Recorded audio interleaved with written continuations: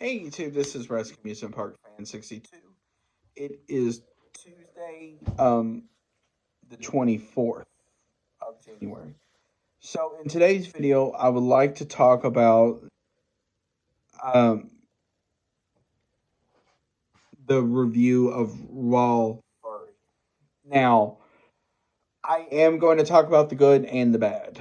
So let's get started. The show kicked off with Hulk Hogan coming out and doing a promo about the legends. Which was fine. It was kind of funny that his mic didn't work, so he was kind of like, "Doesn't work." So that was kind of funny. So now we get into the main show. So we first get into the trial of Sami Zayn. Now, the thing I liked about this video was one, the ECW references. And the crowd was chanting ECW, ECW. And you have Paul Heyman, who was like, ECW is dead, along with what I would like to have Sami Zayn. And then so then you have Sami stand up and says, basically, I have nothing to talk about. Now, this that surprised me a little bit because I would have thought Sami would have stood up and been like, yeah, I love the bloodline. I've been there from the start. I've shown my love for the bloodline, etc., etc., etc. So that sort of surprised me a little bit, but whatever. Now, now we get into the matches. Now, the first match of the night was uh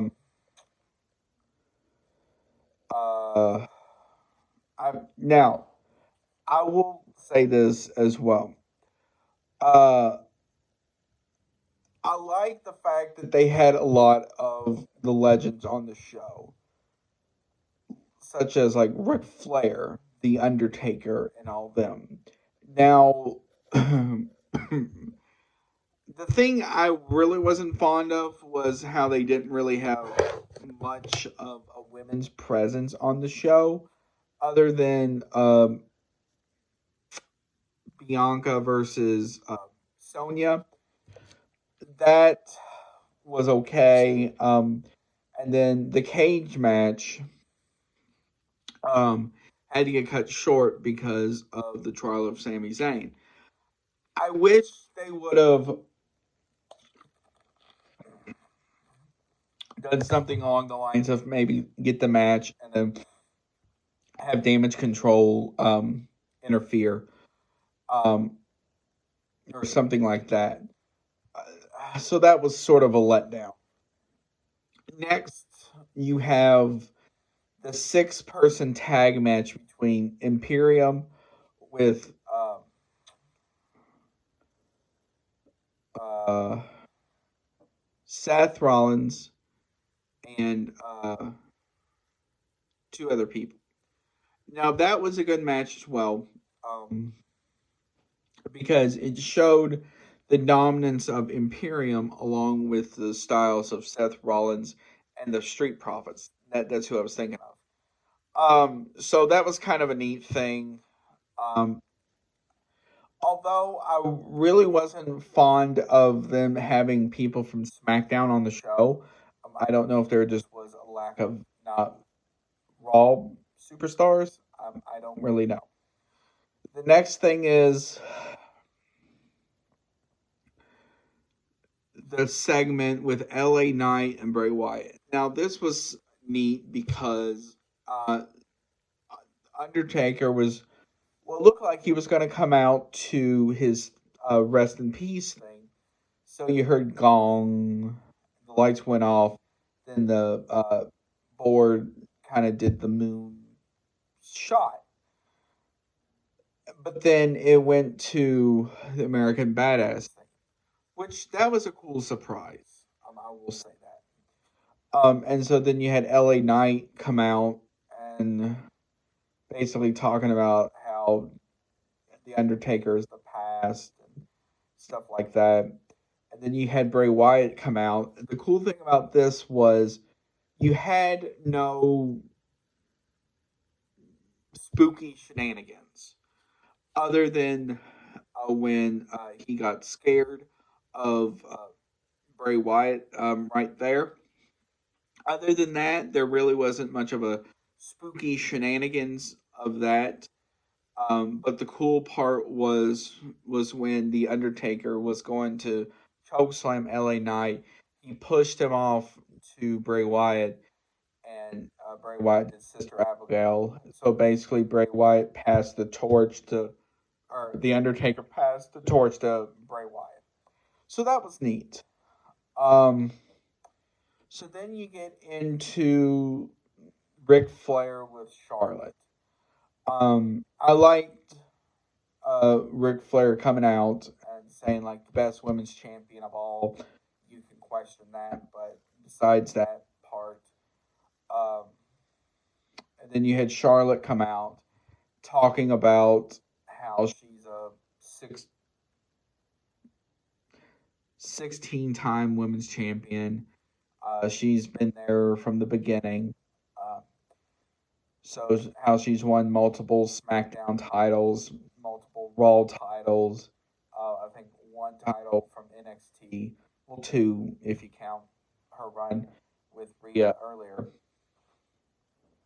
Um, and um, and it was cool because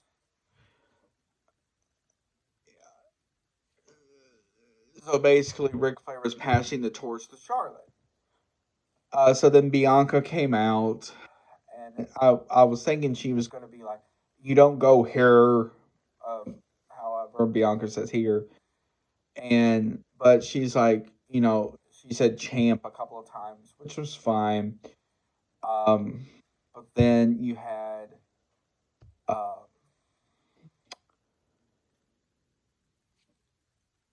Sonya come out talking about how she doesn't get respect, how she was the co-general manager of Raw, and that stuff.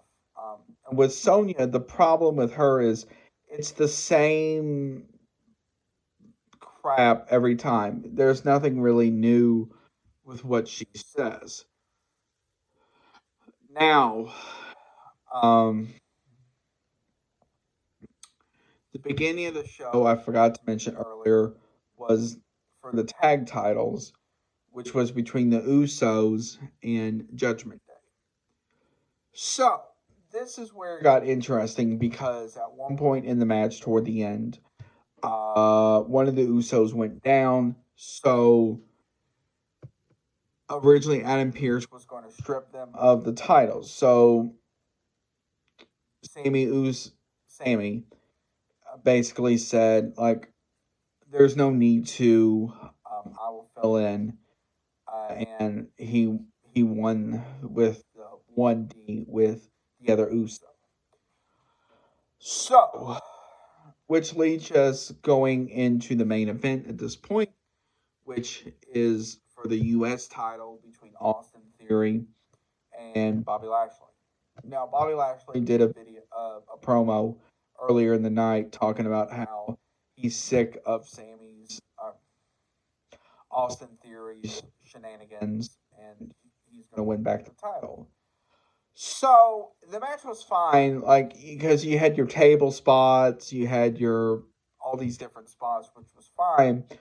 But the cool part, I will say, that was when they were down at one point toward the end of the match. Um, Brock Lesnar came out. F5 both Austin Theory and Bobby Lashley and cost Bobby Lashley the match, which leads me to think they're leading a program into either the Rumble or Elimination Chamber uh, between the two or the three possibly. So overall, with the show, it was a great show overall. Um, I liked how they had the different legends throughout the show instead of like when you had Raw 25, where it was just basically here are the female legends of Raw. So you brought out people like the Bella Twins, Maurice, Alundra Blaze, Kelly Kelly, uh, etc. And then you had like the males too, where you had like Eric Bischoff, Mark Henry, etc. So I like this better because that way you didn't see them all line up in a row like ducks waiting to get shot. I liked how you had it throughout the show. Um, Now, the thing I was not fond of, I wish, is they kind of went back to one of the old school Raw sets for just the night. It would have been cool if maybe you had one of the really old sets, sort of like when they did the old school Raw several years ago, or you went back to one of the older sets, like maybe where you had like the LED board across the top and stuff like that.